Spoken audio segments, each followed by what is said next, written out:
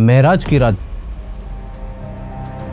जब रसूलुल्लाह सल्लल्लाहु अलैहि वसल्लम को 7 आसमानों की सैर कराई गई तो रसूलुल्लाह सल्लल्लाहु अलैहि वसल्लम को 4 अजीम दरिया दिखाए गए। उनमें से 2 जन्नत के अंदर थे, कौसर और सलसबील, और 2 इसी दुनिया में थे। पहला दरिया था दरियाए फुरात, जिसके किनारे पर नमरूद ने अपना महल बनाया था। और दूसरा था दरियाए नील, वही नील जो फिरौन की महल के सामने से गुजरता था। जितना फिरौन इस पर तकब्बुर करता था, उसी तरह एक दिन इसी दरिया ने फिरौन को उसके कौम समेत निकाल लिया। वेट एक सेकंड, ये 2 दरिया वही दरिया है जिनका जिक्र कुरान और हदीस में आया है। मगर आज की कहानी इन 2 दरियाओं की नहीं है।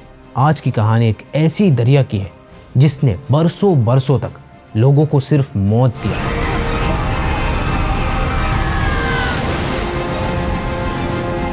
ये दरिया ना नील की तरह बहुत ही शफाफ था और ना ही फुरात की तरह गहरा था। ये पीला था और दिखने में गंदा लगता था।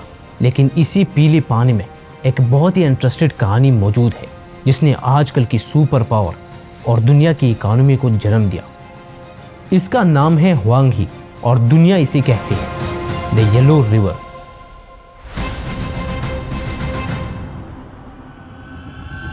आपने हमारी पिछली वीडियोस में मेसोपोटामिया और वादी सिंध के बारे में सुना होगा, लेकिन आज ये कहानी एक ऐसी तहजीब और एक ऐसी कौम के बारे में है जिसने मॉडर्न चाइना और दुनिया की इकोनॉमी को जन्म दिया। 25 out of 36 countries clearly favored China over the US. जिसने चाइना को और दुनिया की इकोनॉमी को जन्म दिया। इस पूरी स्टोरी और इसी तरह के इंफॉर्मेटिव और हिस्टोरिकल स्टोरी जानने के लिए चैनल सब्सक्राइब करें। चाइना की साउथ वेस्टर्न में मौजूद एक पहाड़ तिब्बत, जहां से येलो रिवर शुरू होता है। तिब्बत के ग्लेशियर से शुरू होकर ये येलो रिवर जब पहाड़ों को चीरता हुआ मैदानों में जाता है तो ये अपने साथ इतना मिट्टी ले जाता है कि इस साफ पानी की पूरी रंग ही बदल जाती है और ये ग्रीन ब्लू से चेंज होकर येलो बन जाती है। इसलिए इसको येलो रिवर कहा जाता है। और जैसे ही ये अपना कलर बदलता है तो ये लोगों के लिए एक वार्निंग बन जाती है, क्योंकि जितना मिट्टी ये दरिया अपने साथ लेकर आती है तो उतना ही ये दरिया अंदर ही अंदर भर जाता है इसी मिट्टी से, और ये एक टिकिंग बॉम्ब बन जाता है। ये येलो रिवर इतना खतरनाक है कि हिस्टोरियंस कहते हैं कि पिछले 2500 सालों में इसी दरिया ने 1500 से ज्यादा बार अपना रास्ता बदला है। मतलब ये हर 2 साल बाद अपना ये साइकिल रिपीट करता है। और ये इतना खतरनाक है कि 1887 में इसी दरिया की वजह से 9 लाख से ज्यादा मौत वाक़ई हुई। लोगों की जानवर, फसलें, घर सब कुछ एक ही रात में पानी के साथ मिट्टी में दफन हो गए। मतलब ये तो आजकल की बात है, जब लोग ऑलरेडी रिलेटिवली एक बेटर जिंदगी गुजार रहे थे। तो सोचिए कि आज से 2, 3, 4 हज़ार साल पहले ये दरिया कितना तबाही करता हुआ आ रहा है। जब उस टाइम इसी रिवर के किनारे चाइनीज ट्राइब्स आबाद थे। ये लोग उठते थे, फिर वापस टूटते थे, खेती करते थे, अपने शहर बसाते, लेकिन फिर ये दरिया आता था और सब कुछ अपने साथ ले जाता। ये एक ऐसा साइकिल था जो रुकने का नाम ही नहीं ले रहा था, जिसने दर्जनों ट्राइब्स को अलग अलग ही जगहों पर तबाह कर दिया। अब जैसे ही साल हर साल ये ट्राइब्स खत्म हो रहे थे तो उस वक्त इन्हीं ट्राइब्स के रूलर एम्परर याओ ने ये सोचा कि अब कुछ करना पड़ेगा, हमें ये प्रॉब्लम सॉल्व करना होगा, वरना हम सब खत्म हो जाएंगे। एम्परर याओ ने एक आदमी को चूज किया और उस आदमी को ये टास्क दिया कि इसका हल निकालो। उस आदमी का नाम था गुन। तो गुन ने अपना काम शुरू किया और इसी पानी को रोकने के लिए गुन ने एक सिंपल लॉजिक तैयार किया और गुन ने ये प्लानिंग किया कि हमें इसी पानी को रोकने के लिए बंद बनाना पड़ेगा, जिसके लिए गुन ने लोगों को मोबिलाइज किया, एक जगह से दूसरी जगह तक माइग्रेट किया। और आखिरकार 9 सालों के बाद जब ये सारा कुछ रेडी हो गया तो गुन ने एम्परर के सामने आकर ऐलान किया कि जो मैंने प्लानिंग किया था वो मैंने पूरा कर दिया, और आज की बात हमारी सिटी, हमारी ट्राइब्स पर कभी भी सैलाब नहीं आएगा। ये देखकर लोग और बादशाह बहुत खुश हुए, लेकिन न जाने ये खुशी कितनी देर के लिए थी कि अचानक से एक और सैलाब आ गया। सारे के सारे बंद टूट गए और इतनी तबाही हुई कि हर घर में कोई भी बंदा बाकी नहीं रहा। तो बादशाह ने इन्हीं 9 सालों की मेहनत को देखकर बहुत गुस्से में आ गया और उसने गुन को सारी लोगों के सामने फांसी दिला दी। मगर यहाँ पे एक बात है, जब बादशाह गुन को फांसी दिला रहा था तो गुन की घर में एक बेटा था जो अपने बाप को अपनी आंखों के सामने मरता हुआ देख रहा था। उसके बेटे का नाम था यू, जिसको आज तक चाइना में हर कोई यू द ग्रेट के नाम से पुकारते हैं। यू इतना मजबूत बेटा था कि उसने अपने बाप को 9 सालों तक तकलीफ में कांपते हुए देखा और फिर मौत की घाटी उतारते हुए देखा था। इसकी जगह अगर कोई और बेटा होता तो वो इसी दरिया से बहुत दूर भागकर अपनी जिंदगी बसर करता था। लेकिन यू ने ये सोचा कि जो काम मेरे बाप ने नहीं किया वो मैं ही करूँगा। उसने अपने अंदर एहसास पैदा किया और ना सिर्फ अपनी और अपनी घर वालों की जान बचाने के लिए बल्कि अपनी पूरी बस्ती के लोगों की जान बचाने के लिए एक ऐसा स्टेप लिया कि जिसकी वजह से उसे आज तक यू द ग्रेट के नाम से जाना जाता है।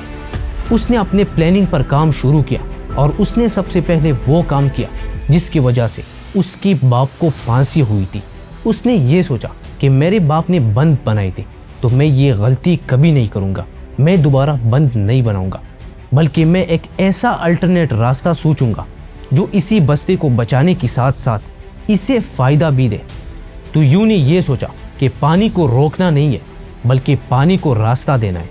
ये एक लाइन, एक सिंपल सोच वो चीज़ थी जिसने चाइना की तकदीर बदल दी। तो उसने इसी दरिया से कई सारे चैनल्स बनाए, कई नदियों को डाइवर्ट किया और पानी को ज़मीन के उन्हीं हिस्सों तक ले गया जहां वो नुकसान के बजाय फ़ायदा दे रहा था।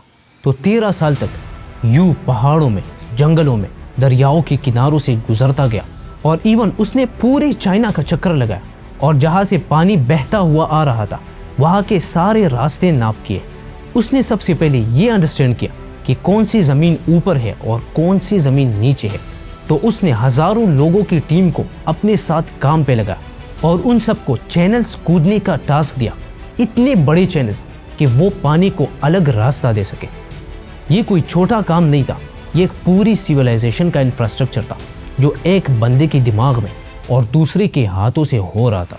इन्हीं 13 सालों में काम के दौरान यू ने अपने घर को सिर्फ 3 दफ़ा देखा था और वो भी बाहर से।